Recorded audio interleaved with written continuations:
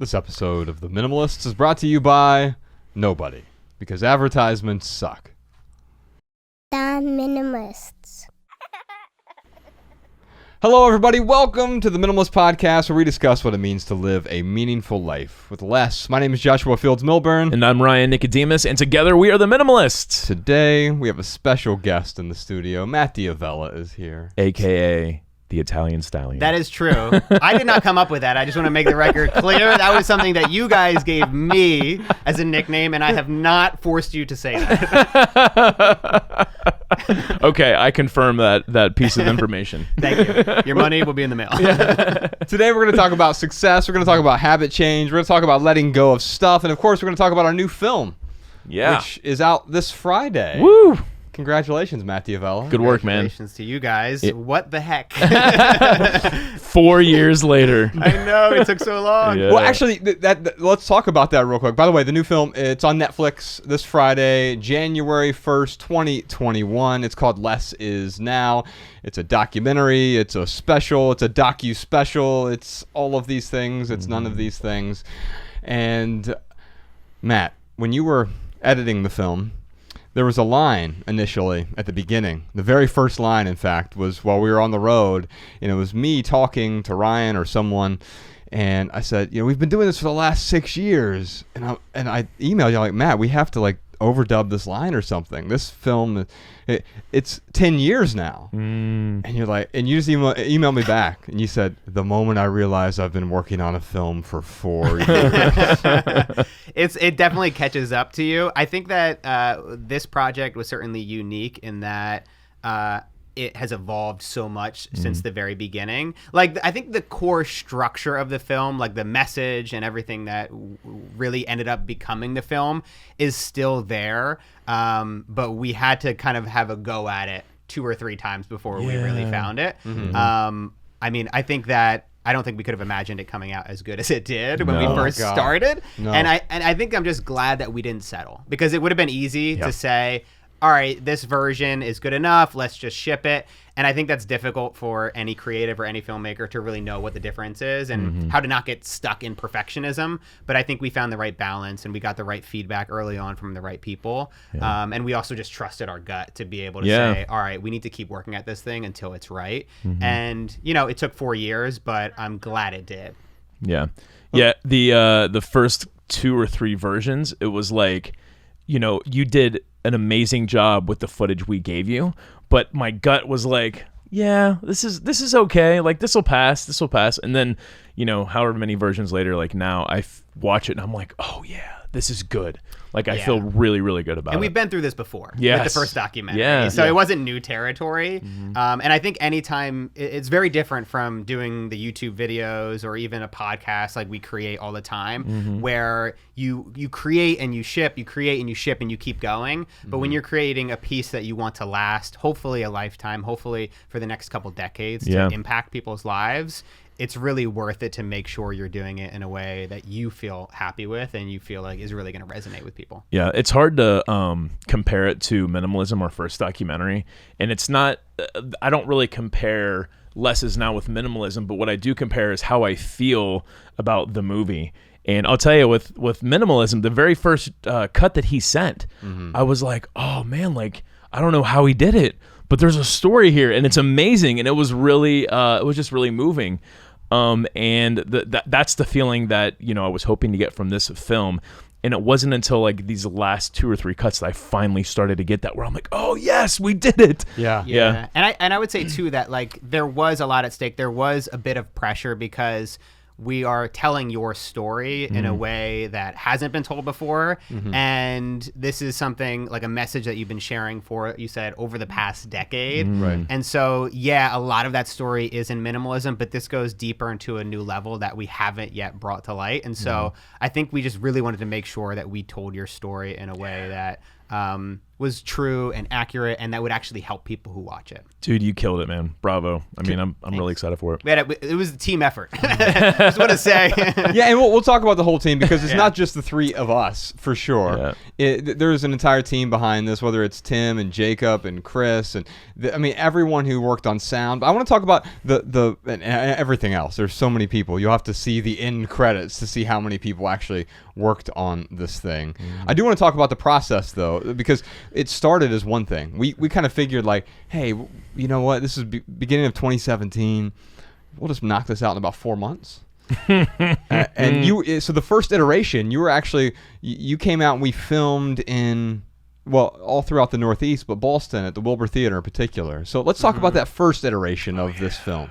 Well, I think it's funny because in the beginning, we started out very similar to how we started out minimalism, which was let's grab a camera, let's hit the road, and let's just see what we capture. And that happened to work really well for minimalism. But we were planning on shooting a different documentary, one that was really focused on this structural monologue, this piece where you guys are sharing your story in a very raw way and talking about that journey. And so when we went out and hit the road, it started to feel a little bit too much like the last film. And we also wanted to figure out ways, how can we elevate this story? How can we make it different and unique?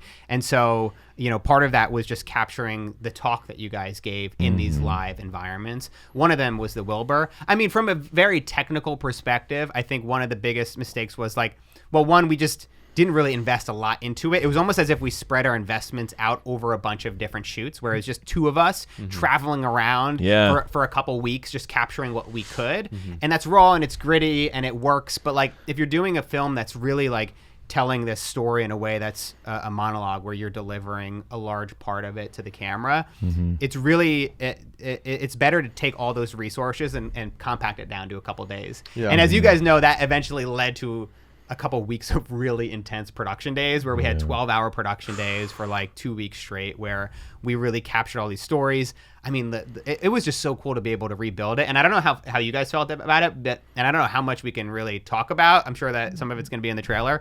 But this idea of the going back and revisiting your past and going back to the corporate offices and going back to your childhood homes and recreating those elements. I don't know how you guys felt about that, but for me, I was a bit emotional because I've been hearing your guys' story for so long, and then here we are rebuilding it and retelling that story.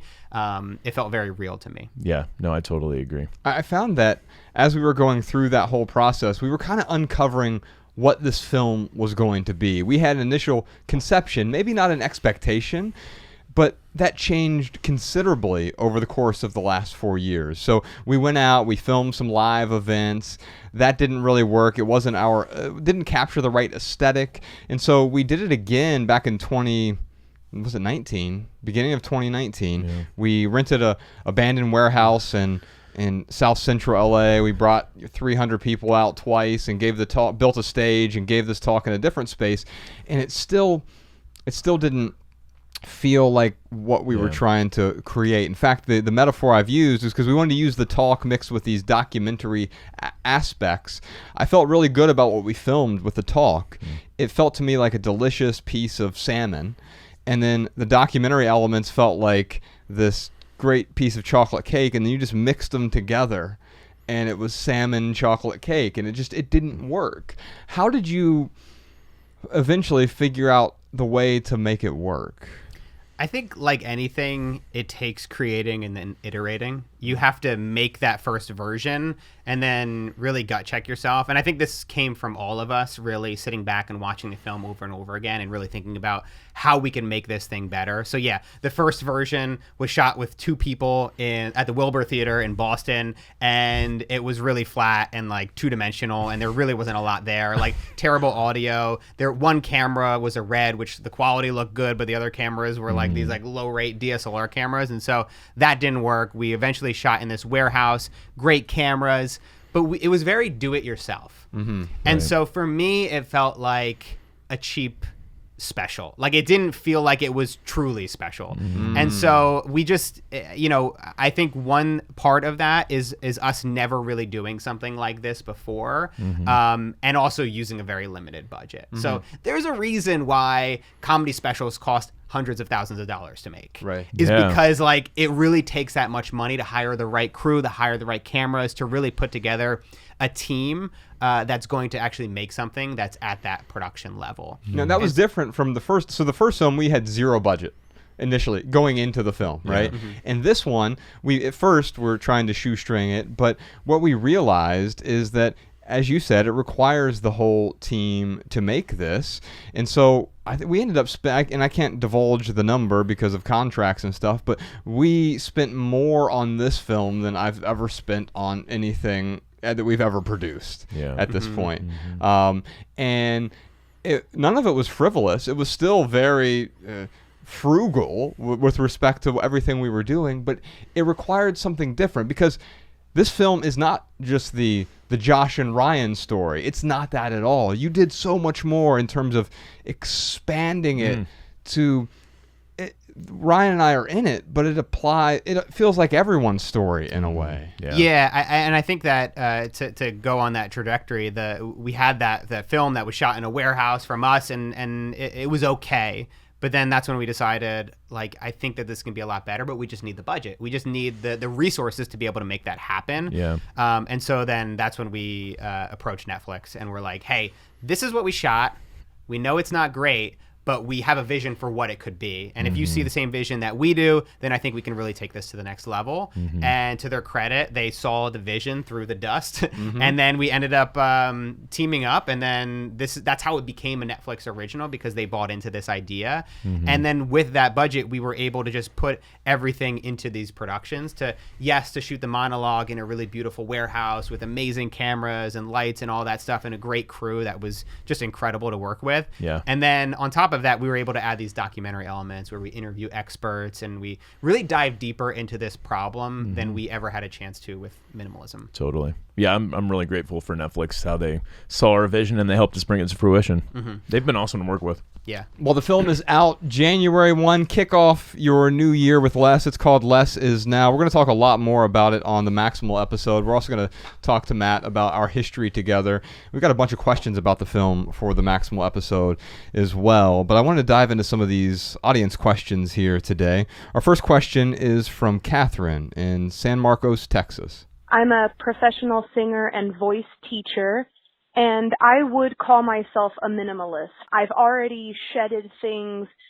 in my life that don't add any value. There are a couple of things that I do need to have in order to teach my students and in order to be a musician in general. And some of those things are a full-size 88-key keyboard, which is quite big and quite heavy, and also a collection of song books that I can't really digitize because I need to be able to write in them, and my students need to be able to have physical books to work out of. To be honest, I'm a little frustrated that I can't get rid of these items. They absolutely add value to my life. I mean, I need them in order to do what I do, but I'm finding myself getting rid of things right and left, and I'm wondering if I'm starting to develop an unhealthy obsession with just getting rid of things.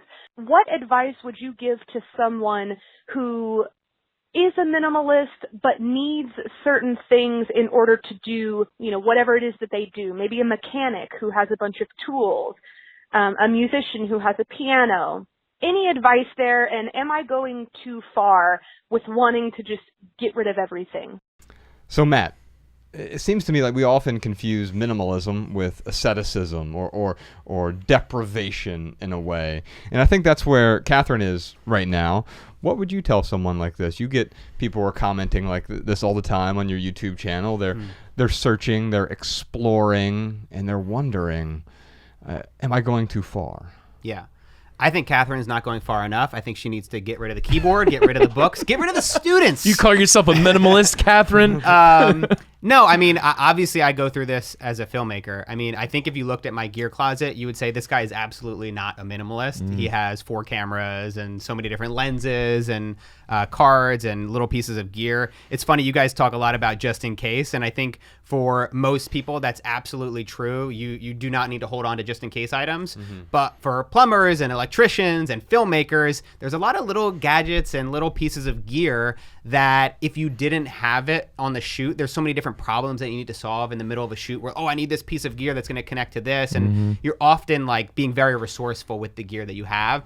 And so I think that sometimes we do need to have those things that we use once or twice a year. Yeah. I mean, with the case of the keyboard and with the books and stuff, those are absolutely essential. Like that, she needs those to be able to do what she does. And same for me. I have camera gear that I absolutely need. Now, there are always going to be those things that are kind of on the fringe, right? You have the essential. You have what you absolutely need. For me personally, to make a video, I need a camera, I need a lens, I need a memory card, a battery, a computer, editing software. And like these are like the physical items that I need to actually make a video. But then you have the extra things. You have the gimbal, you have the drone, you have the fog machine, you have all these extra things that might make your videos cooler, a little bit better. And I think it really takes you being honest with yourself about the kind of projects that you want to work on. And it does sometimes require you to make mistakes. For instance, I have a fog machine. I bought this fog machine because for a couple videos, right? Like you buy it because, it's going to work really well for this. And then you also come up with these excuses and reasons for why it's going to work for every other video that you're going to work on in the future. And so I think it's okay to make mistakes. It's okay to buy something that you maybe thought you were going to need, but then you have to revisit that. And as you guys say all the time, as our lives changes, the things that we need change as well. And so we need to be able to reassess that in 3 months or 6 months and say, hey, do I actually still need this thing? And if not, can I find somebody else who can actually get more value from it? Now, you don't confuse, what I love about you is you don't confuse the tools with the craft. For you, those tools, they amplify or enhance what you're doing. But too often we get really excited about a thing. Everyone was 18 years old once or 15 and they started a business, but really they bought a stapler and some file folders and some business cards, and they started a business without actually doing the things required to create. You create and then you use tools to augment that. And in fact, I would not call those just in case items. I would call them just for when items. And I'd like to make that distinction because there are some things like you don't buy your toilet paper one square at a time or your toothpaste one nurdle at a time. You buy an entire tube or several tubes at a time because that makes sense and you're going to use it just for when. But I'm sure there's some film equipment that you have now that you will find out you're not using, and then you'll let it go. Yeah, I'm actually in the process of doing that right now and revisiting a lot of my gear. I've got a couple GoPros and a drone. There's some things that we think that we need, but eventually it turns out that we were fooling ourselves. And that's where you have to be honest with yourself. I think it would be helpful. I mean, there's also hundreds of things that I maybe thought I needed that I didn't buy. And I think that that's important because we really want to be responsible when it comes to the environment and the things that we're consuming, and think about all the packages that you had to open up and all that stuff that you had to throw away or recycle. And so I think really it's about looking at it in the long run, being really smart with our decisions. I understand what Catherine is saying too about, she said sometimes you just get so excited about that decluttering process and getting rid of things and like having as few items as possible that holding on to a big bulky keyboard, or I sometimes get frustrated with my own thing. Like I actually had 40 or 50 hard drives. I saw this. Huge amount of hard drives. They're like, it took up so much space in my closet. It was probably like probably about 70 terabytes worth of footage. Wow. And also we're talking about, this is technology that was 10 years old. And so like the 2 terabyte drives are just as big as the 20 terabyte drives now. Wow, yeah. And so I recently went through this process. Like that's been so frustrating for me as a minimalist to have it. And so I recently went through and I'm like, all right, can I actually start to take these hard drives and put them down onto even smaller drives and consolidate that stuff? But over the years, you can find a place to store it. You can find a place to organize it if you absolutely need the thing. And hopefully that takes away from that disappointment of having that extra clutter around the house. But truly, it's not really clutter if you're actually getting value from it. Totally. No, I love how your story really speaks to how minimalism is not this like end destination. It is this tool that we use to constantly what's the word I'm looking for? I want to say pare down our life, but it's more than that. It's cultivating a meaningful life. So, Catherine, yeah, like if the stuff that you have right now, if it's appropriate for you, great. But tomorrow it might not be appropriate for you. Oh, and by the way, the next day after that, you might need to buy something else to enhance whatever it is that you're doing. No, I think it's a great story. I think often about the Red camera that you had. Yeah. About how it was this amazing camera. You were like, this is it. And we used it a lot. And then I got to a point where you were like, I don't need this red camera. Yeah, it wasn't even red. It was black. It was a black camera. Yeah, the logo was red though. But yeah, it was. That's really one of the top of the line cinema cameras that you can buy. I spent like $38,000 on it. Oh. It was a massive investment, and it was also a write off for my business. And so, but that was when I was doing freelance. I had a freelance filmmaking business. I was working with corporate clients. We were making films. But then I started a YouTube channel. And then when I started the YouTube channel, I realized this is actually slowing me down because the file sizes are so big. It's a complicated camera to work and to edit with. And I realized if I actually simplified and I got a camera that was a fraction of the price. And also I want to make it clear, any aspiring filmmakers or any creatives, like you're going to feel like, oh, I need that 30,000, that 40, whatever, like the really expensive camera because it's going to make my video so much better. I have seen really no difference in terms of quality from the camera that I quote unquote downgraded to. In fact, it's actually allowed me to move a lot quicker and a lot faster. And so more expensive isn't always better. Yeah. What I love about that is sometimes what we realize is the things we thought we needed, the tools that we needed, they slow us down. They get in the way. They're actually preventing us from creating the thing we want to create because we're spending time sort of maintaining this facade. Well, I've got the red camera, that's why you should hire me, right? As opposed to, well, no, I'm a great filmmaker, that's why you should hire me. I'm going to help you execute your vision, that's why you should hire me. And so what you've identified there is that sometimes the things that we think we need, the question I've been asking a lot of not just things, but commitments, obligations, relationships recently is, does this bring tranquility or does it increase my well-being? And if not, we should certainly let it go. And in the case of the red for you is, no, it didn't bring you tranquility. It brought you the opposite. It was added stress. And so letting go of that is the thing that brought you more tranquility in a way. Yeah, and I think, I'm sure that you guys know this firsthand, that constraints are often really powerful form of bringing creativity to life. Yeah. And so when we have constraints in everything we do. If you're a freelancer working on a project, there is the brief that the client gives you, and that's the guidelines that you have to follow. And when you limit yourself with the amount of gear that you can have, say if you try to only create a video on the absolute essentials, just what you need, in many ways you'll find out that yes, you can move a lot quicker. You have to get more creative with certain shots. You might not have a crane to do an overhead shot, so maybe you have to like gaff tape something up, or you need to like rig something together that will work, or you just change the angle. There are workarounds and there's different things that you can do, but it really I'm actually experimenting that with a little bit more myself now as I start to pare down some of my older gear, realizing that maybe some of the things that I thought I needed were just wants, or they were nice to haves. And so I think as any kind of creative, these are the questions you're going to have to deal with on a regular basis. Yeah. Catherine, we talked about a couple rules here today, the just in case rule, the just for win rule. Those are two separate rules.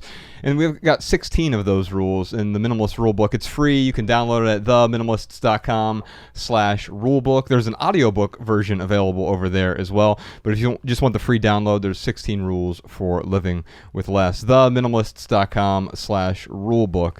I think you'll find some value in those rules. Julia from Connecticut has a question. I feel like I'm at a fork in the road and I don't exactly know which path to go down. I'm 27, single, debt-free, with a nice financial cushion. I just moved back in with my parents after living and working in London. So I want to pursue acting, specifically acting for film. The past few years I have been acting in some indie films, and I really believe that acting is what I'm meant to do. I was a theater major in college, but I know that going to grad school on top of that degree would give me the formal training and professional connections that could really propel me forward in my career.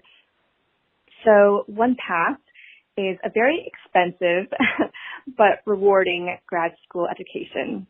The other path I see is to pick up, and move to another city, start over, and pursue a career in acting without further education. So Matt, you know what's fascinating here about Julia's question is she said so many things here. By the way, congratulations, 27, being debt free. It's incredible. Amazing. Yeah. That's awesome. Because you're not tethered to anything right now. So the options you have are good options, right? Now, of course, you're debt free, and one of those options is you're saying maybe I want to take on some debt. Now, I would think about that. I'm gonna throw one thing out there, Matt, and I want to hear you respond to this. She said that she feels like acting is what she was meant to do. I don't think you were meant to do anything. I don't think you were born to be a filmmaker, for example.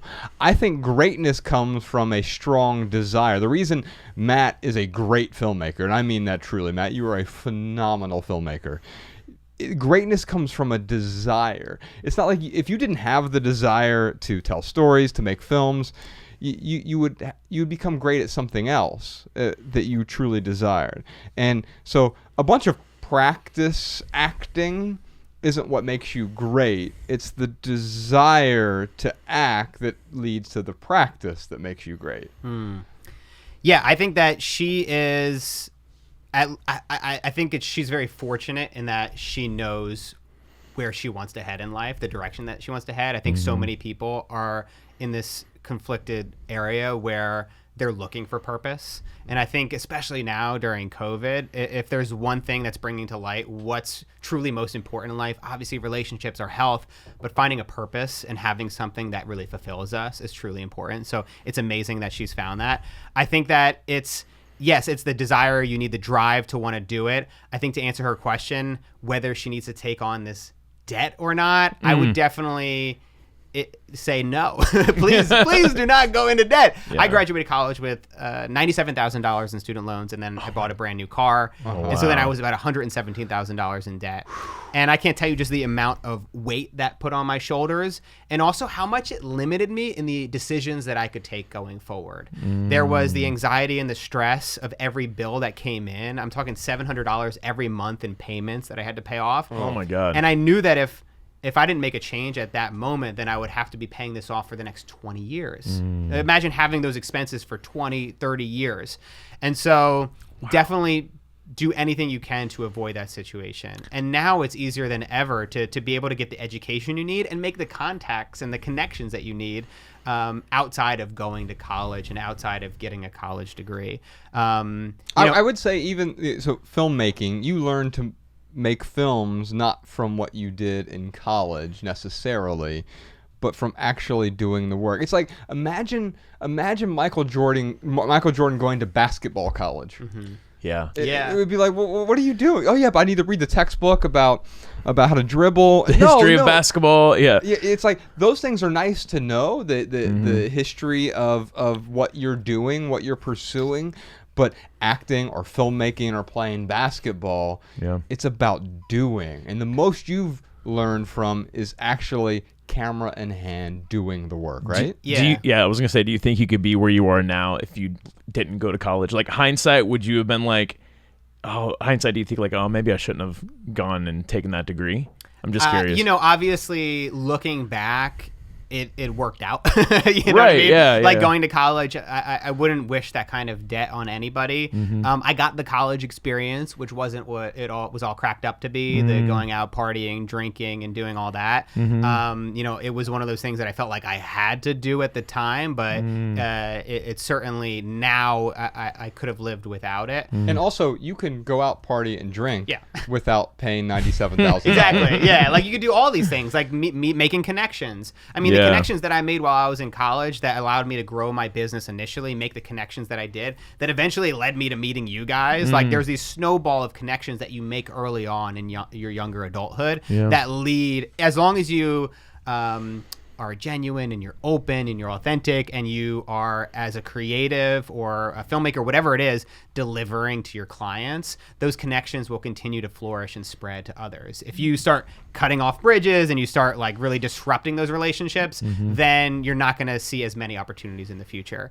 But I mean, there are very few, if any. Obviously, I made lots of great friends in college, but very few relationships that have stuck through to this day, professionally or personal. Though the connections that I did make were that eventually like led to these connections today were all from people that I met outside of school. And Josh, to your point earlier, I always tell people, don't let your syllabus dictate like what you learn and what you do. Like you really have to learn outside of the classroom. Yeah. And I think that early on in college, like if you looked at those videos, especially compared to what I'm doing now, you'd be like, he's terrible. Like he's not going to go anywhere with this thing. But compared to a lot of people that were at my age at that time, like in schools, they weren't, a lot of kids, 95% of people weren't applying themselves outside of the classroom. They were just following the syllabus, what the teacher told them to do. That's what they were doing. But it was that desire and that drive. Like, I just love to create. And if you love to create, if you love acting, then pour yourself into that.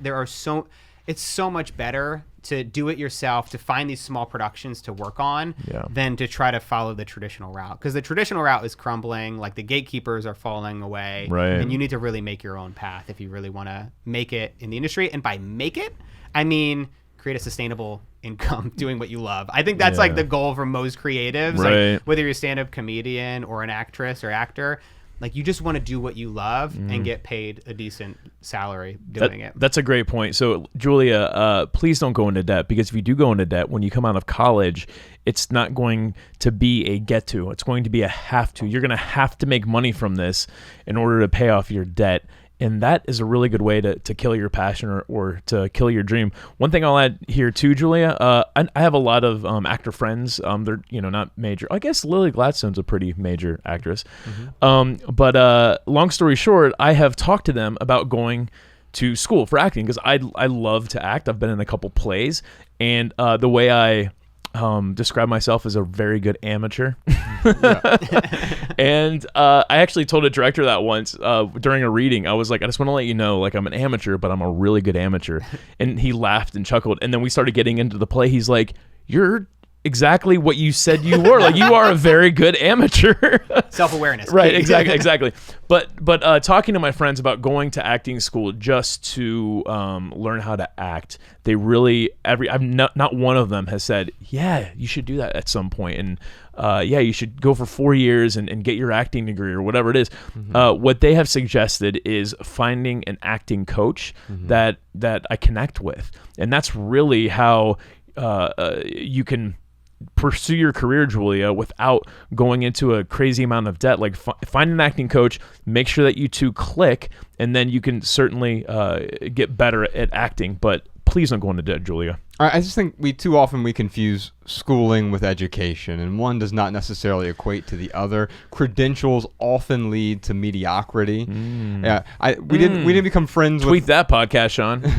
We didn't become friends with Matt because he's a certified filmmaker. Right. It's like that doesn't matter. Your credentials often just mean that you got the certificate. You learned what was in the textbook, but it doesn't mean that you did what was necessary to create something that is elite or great. Yeah. And I think that's true with any profession. The last thing I'll say for Julia and anyone else is, if you find the thing that you love, that you really enjoy doing, that is fun, that is not fun to other people, that is the place in which you will thrive. If it is a game for you to become the best actor, right? Because for me, that would be miserable. Being a director would not be the thing I want to do either. It's not the game that I want to play, so to speak, right?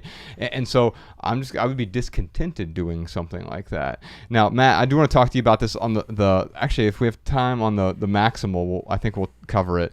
There was a time when I remember you were first started on your own, and you're a filmmaker, but then you started like blogging and doing these other things that weren't your thing necessarily, because you saw someone else's path and you're like, I think I'll try this. And when we do that, when we play someone else's game, I think it often leads to discontent. Yeah, that was, really when I made the transition it was right after we finished Minimalism. Up until that point, I was a freelance filmmaker. I worked with nothing but clients, and amazing clients, but I knew I was ready for a change. And I'd always want to be an original content creator, whatever that was. I always wanted to be able to create something myself and hopefully establish an audience that would be happy to pay for it or watch it, consume it. And so, the first thing I did was, because I was such a fan of bloggers and essayists like you guys, I was like, oh, okay, like I'm going to start a blog, and that's what I'm going to do. And like, it was okay, but I got like 4 posts in, and then I just ran out of fuel. And I was like, okay, actually, what am I doing here? This is not who I am, or this is not what really drives me the most. And that's when I started to lean into filmmaking. And I was like, all right, well, let me do some podcasting and make videos, and then eventually started making YouTube videos. And it's funny how like I wanted to experiment, which was great. And I definitely recommend everybody experiment with different things and tinker around to find out what you truly love to do. But I just found my way back to filmmaking because, you know, call it a calling, call it a drive or desire. That's just what I love to do. And so I think you'll find it, and like you'll know, like if you keep giving up within 4 days of starting something new, then it might not be for you. There needs to be that drive that's pushing you to keep going. For sure. You started over in a way. It wasn't it was, I mean, it was completely different from what you were doing before with the client work, the corporate work. It was filmmaking, but it was a different kind of creating. It was creating for you, not creating based upon the visions and expectations of other people necessarily. And I love that, the starting over thing. Ryan, when you were a kid growing up, and you probably like to build some things with Legos or blocks or whatever, but do you remember the most fun part, at least for me? Destroying the Legos. Exactly. That's exactly it. And I think in a way, we actually enjoy the destruction more than we enjoy the creation. Here's what I mean by that. We need to find a healthy destruction, because many of us destroy things because we will go out and do opioids, or we would drink ourselves to a stupor or whatever. That is not a helpful destruction. But like, I think about when you and I walked away from the corporate world, we sort of destroyed that old life. And in many ways, it was more enjoyable than creating that life was, right? Totally. And so I think, you know, Julia's at a crossroads right now. She's starting over. Yeah. Julia, I'm going to send you a copy of our book, Everything That Remains. It's my favorite book that we've written, and it is a story of me and Ryan starting over. This 5-year journey of Ryan and I being these suit and tie corporate guys, becoming the Minimalists. First time we met Matt is he filmed the book trailer for that back in 2013. Dude, that was so. I mean, I just love the story of how we got to be Matt's friends. We're going to talk about that on the Maximal. Yeah. Talk about making your own path. I mean, that's such a good story. All right, I won't spoil it for the Maximal. Well, Julia, I hope you enjoy Everything That Remains. If you like our podcast, you'll like the audiobook version of that book, or if you want the book or the ebook, we're happy to send those to you as well. Ryan, what time is it? You know what time it is? It is time for our lightning round, where we answer your text messages. You can text your questions and comments directly to Joshua Milburn's phone. That phone number is 937-202-4654. Those texts actually go to both of our phones. And we do personally respond to as many people as we can. We just share a phone because we're minimalists. Yes.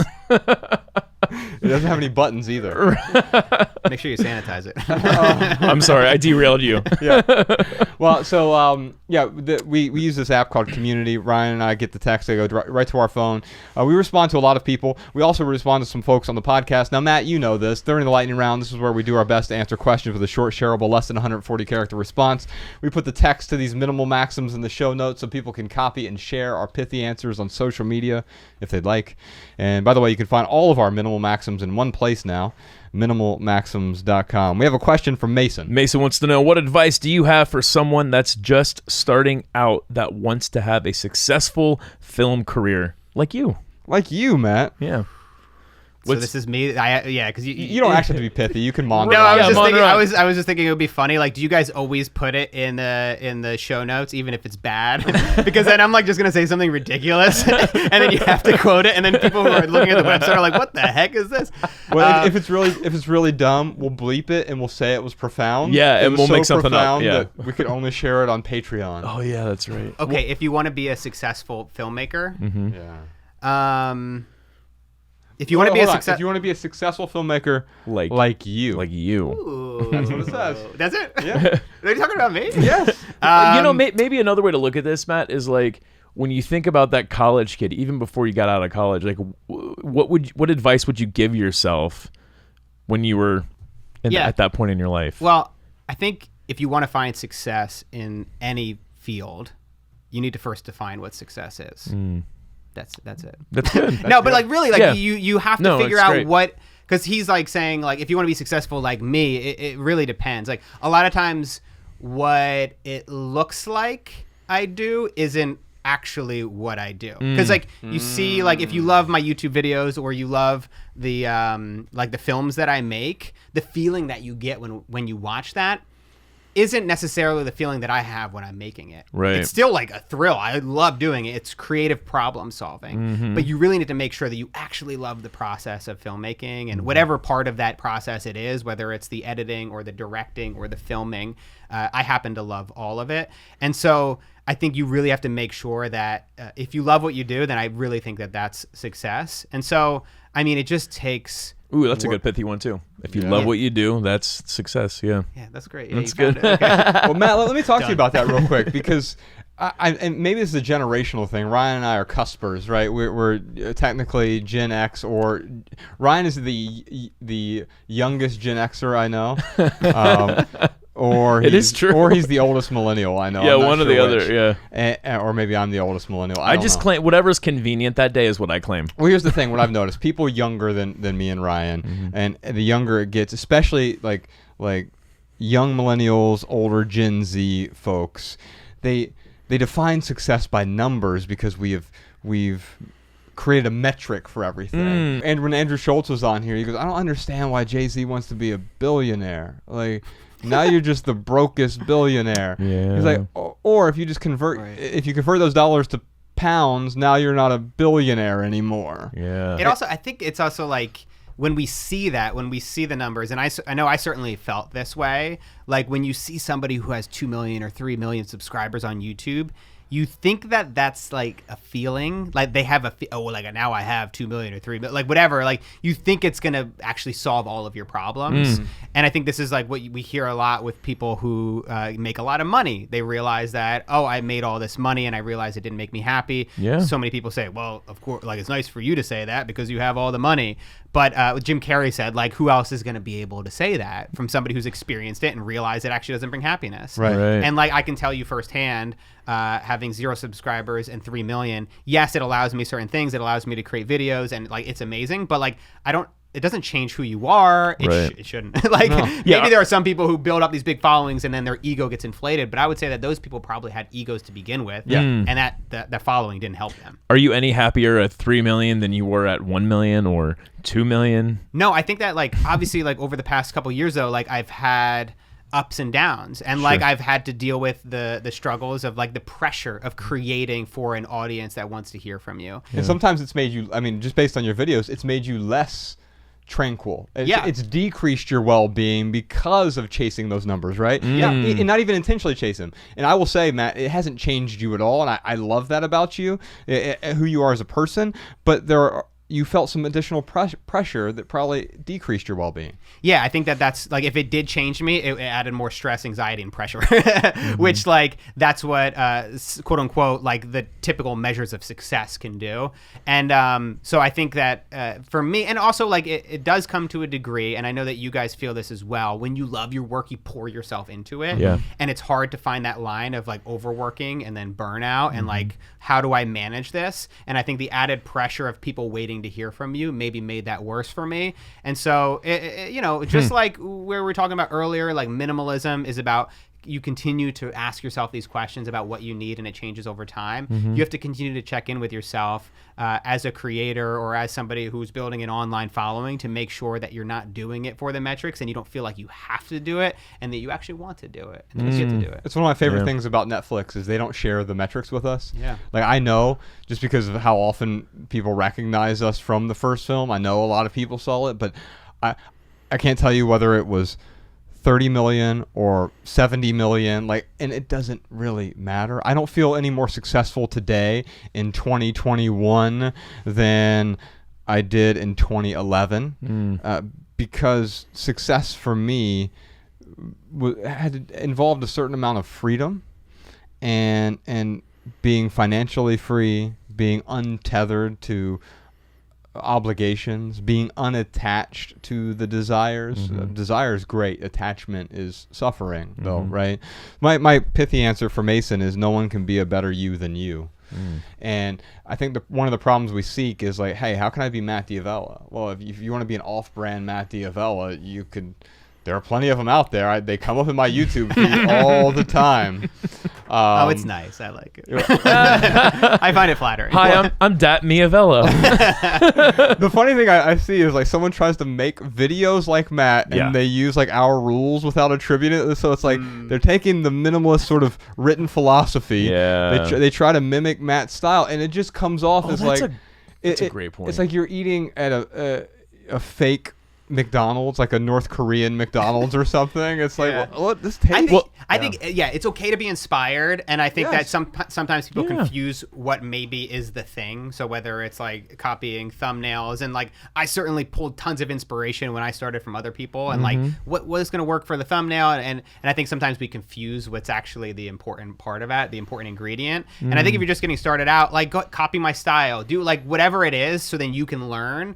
But you're probably not going to be able to build an audience doing the same thing that I did. Just like Casey Neistat or Peter McKinnon and other YouTubers that I follow. Like if I did exactly what they did, I probably wouldn't be successful. Well, it's interesting. It makes me think about how in other countries we have, like in Brazil, there's a Portuguese minimalism website that someone has literally copied and pasted everything that we've done, and they just have put it into Portuguese, and they have called it their own.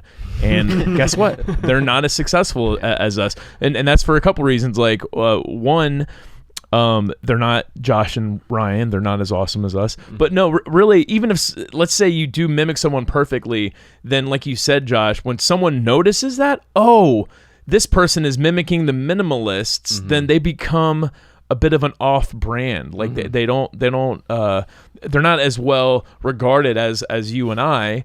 Maybe people do read their work and they're great, and it's great that it's in Portuguese, and I'm actually grateful that someone did that just so our work can be, translated into Portuguese. But as soon as someone sees like, oh, this is just an off-brand Josh and Ryan, that is going to prevent them from, I don't know, being successful or getting the credit that they could be getting by doing their own work. Even if they blew up though, because I know some people who have literally like taken the scripts for my videos and then done it themselves. And then they've even taken the identical thumbnail and like everything, they've copied it verbatim. Yeah. And they have like big followings. Like they're overseas, they speak a different language, but they have 500,000 to 1 million views on these videos that are my videos that they're recreating but not telling anybody.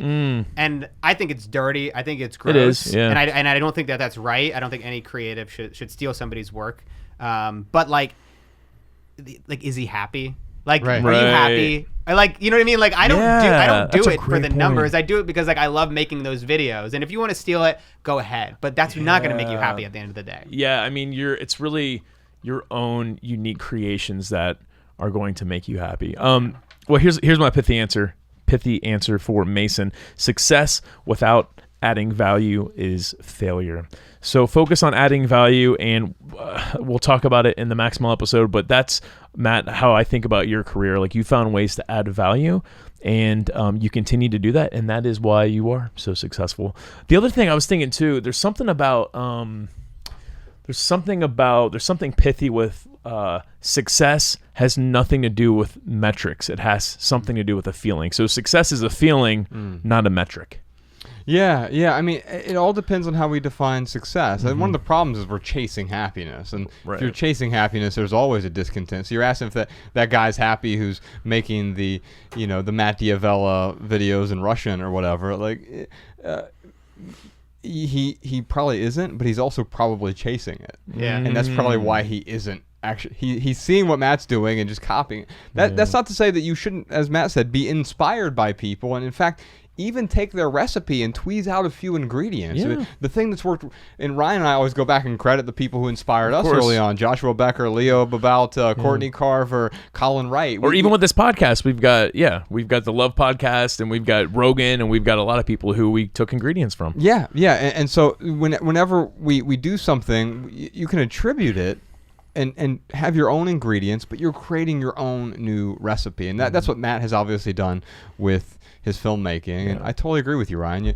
It's really, ultimately, if you're not adding value, you can't be successful. You're not going to feel successful. Yeah. Speaking of adding value, before we get into that added value segment today, we have some listener tips. But first, it looks like we got a bunch more surprise questions this week, Matt. Like, why did you choose Netflix over the other platforms to release Less Is Now?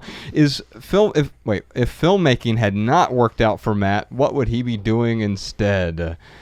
What do you plan to do for your next film project? I'm imagining Matt would open up a pasta shop. What are your That's an inside joke, but we will let you in on it during the Maximal. What are your favorite lines that didn't make the film? What are your favorite lines from the film as well? Why did Matt wear the same T-shirt for 3 years straight?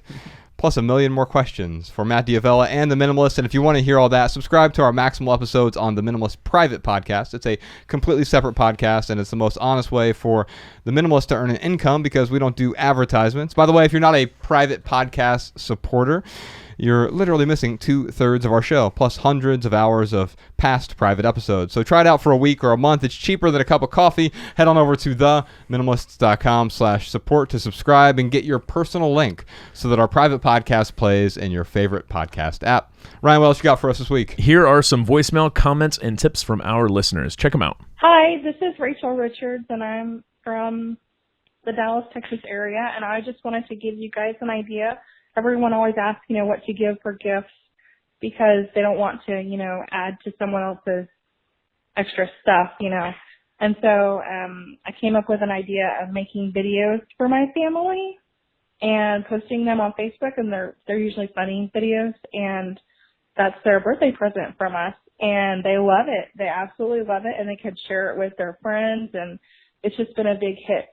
And it's free, and it's kind of like giving the experience, but especially if you can't be with that family member on their birthday, it's cool. This is Cecilia Duffy from Geneva, Ohio.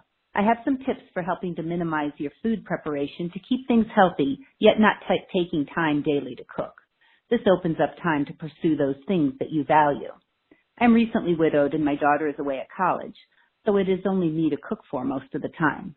Due to my life change and challenges, I am working longer hours to support myself and daughter. As a chiropractor, a core value of mine is to eat healthy and organic, but I don't want to take the time to cook on a daily basis like I did when I worked part-time and was feeding my family of 3. On Sunday mornings, I put on the newest podcast of The Minimalists and head to the kitchen to cook for the week. It takes me less than 2 hours to cook for the week and clean up the kitchen. This will work for those who don't mind eating the same thing for a week at a time. For breakfasts, I cook up turkey sausage and have fresh fruit available. Other breakfasts include my homemade granola with almond milk and nuts. For lunch, this is where I get my daily greens. I use a very large Tupperware container and place washed lettuces, radishes, shredded carrots, cukes, olives, etc., all ready to go. I top this salad with prepared proteins. I cook up lean proteins like chicken, turkey, and fish, enough to last for all lunches and dinners for the week. I buy enough to allow 4 ounces per serving. I figure out how many times I plan to eat out that week and adjust accordingly. For dinner, I make ahead tons of roasted, steamed, or sautéed vegetables. I will make 1 starch a week to eat with dinner, rotating between rice, quinoa, pasta, or sweet potatoes. Other times I will make a large pot of soup or stew that incorporates all the food types, a protein, starch, and lots of veggies. For snacks, I make a homemade trail mix with raw nuts, raisins, dried cherries, and apples. Celery with almond butter and raisins is another favorite. Nut or granola bars also work for snacks. All foods are placed in separate containers in the refrigerator. I use a stainless steel container with a BPA-free lid called Lunchbox. I buy only what I need for the week. This keeps costs down, and I don't have a lot of unused food sitting in a pantry. When my daughter is home from school, I just increase the amounts that I cook to accommodate feeding her as well. All right, y'all. Thanks again to Matt D'Avella for joining us today. Thank you so much for having me. This was fun. I don't do a lot of podcast stuff, so it's always great to hang out with you guys. Yeah, it's awesome having you, man. Thank you. You just started something called slowgrowth.com, Slow Growth Academy. Can we talk about that for a second? Oh my God. This was my big project for the year. It was something that I had been talking about doing for a very long time. I make these videos on YouTube that are usually around 10 minutes long, and they usually dive into different narrow aspects of certain topics, whether it's personal finance or habits or productivity. And so what I wanted to do with Slow Growth, and I was able to bring on my brother, hire him full time, and as well as my wife Natalie to help build this company, was to create really intentional, thoughtful courses that help dive deeper into these topics that I'm really passionate and interested in. And so the first course that we launched was on habits. It's called Simple Habits, and it guides people through how to build habits for themselves. It really pulls primarily on my experience, but also dives into the science of habit change and how change really works. And, you know, I'm somebody who grew up like always struggling with being the smallest kid in school, always struggling to put on weight, build healthy habits, build a successful business. And I found myself stumbling. And it was through the trial and error that I was able to figure out what was working and what wasn't working. And also just reading a lot of books and people who have helped to put me on that right path. And so that's the first course. The idea isn't to have a course platform. Like Slow Growth Academy is the course platform, and then Simple Habits is our first course. But the idea isn't to have hundreds and hundreds of courses. It's really probably 1 or 2 courses a year, but really thoughtful, really intentional. I wanted to do something different and really bring high production value cinematography to courses in a way that hasn't been done before and isn't done often online.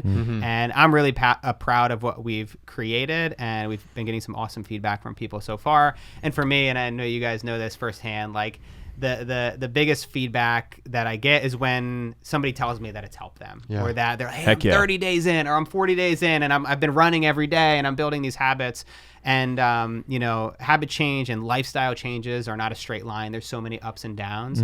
And so being able to build something that could potentially help people to get where they want to go has been very fulfilling. Now, if I sign up for this, will you teach me how to have biceps like yours? That's some people have been requesting this. I may or may not be working on simple biceps. Yes, that's awesome. Yeah. All right, check it out, slowgrowth.com. For our added value this week, might as well just talk about Matt D'Avella's YouTube channel. Yeah. Man, I'm really proud of what you've done, man. I really am just so proud to see what you've done the last 3, 4, 5 years. I'm proud, but I'm more jealous than proud. Well, that's your own ego. Yeah, absolutely. It couldn't have happened to a better person. Yeah. And the work that you've put in, and you create these beautiful, meaningful mini documentaries that are like 9 minutes regularly, if not every week. I mean, doing a 9-minute documentary a month is in the quality of your work. So I would just encourage folks to check out your YouTube channel. Thanks, Heck guys. yeah. That really means a lot. That's awesome. We'll put a link to it in the show notes. Real quick for right here, right now, here's one thing that's going on in the life of the Minimalists and also in the life of Matt D'Avella. Go watch Less Is Now. Go watch Matt's film. It's on Netflix. You can check it out there. We'll put a link to the trailer in the show notes. How have you been describing this film to people?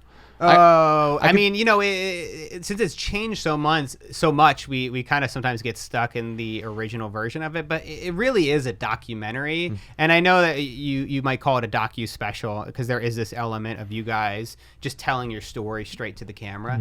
But really, it's a documentary. That's what it feels like. It dives so deep into your guys' story, but it also talks about the culture that we live in general, and also how to work our way out of this consumer cycle that we're in. If I could describe it in one line, and we'll expand on this during the Maximal, it's Irwin is in the film, Irwin McManus, and he has this line toward the middle-ish end-ish, and he says, I think everyone should be able to etch-a-sketch their life. Yeah. And if you were to, I mean, you need a tagline for the film, I think it's that. Yeah. Here's how to etch-a-sketch your life. And I mean, I love it. There are so many lines that didn't make the film that I loved as well because we had so much stuff. We'll be talking about that in a moment. Before, I was sort of treating it as a sequel and a prequel to minimalism. It's neither because documentaries don't usually have prequels.